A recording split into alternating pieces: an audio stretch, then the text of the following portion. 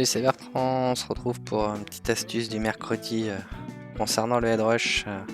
Donc la semaine dernière, on a parlé du block-in, bah là, forcément, on va parler du block-out. Le block-out, il permet de régler quelques petites choses qui peuvent être intéressantes.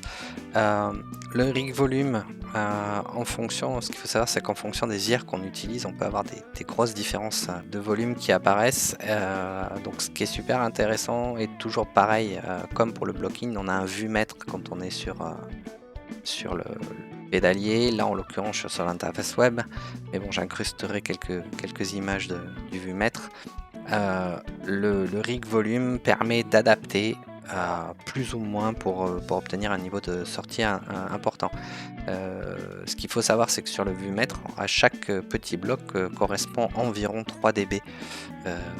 Donc voilà, l'idée c'est de régler un maximum son son pour avoir quelque chose d'à peu près cohérent entre les différents presets que l'on a. Le rig width, il permet de régler la taille de l'endroit et de la stéréo. Si on est à 0, on est en mono, et si on est à 100, on est en stéréo complète.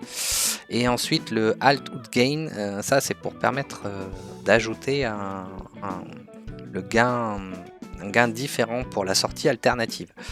Ça on verra ça dans une autre vidéo, mais il est possible d'avoir deux sorties de son. Le rig volume, lui, en fait, c'est bien ce qui sort après la totalité de la chaîne.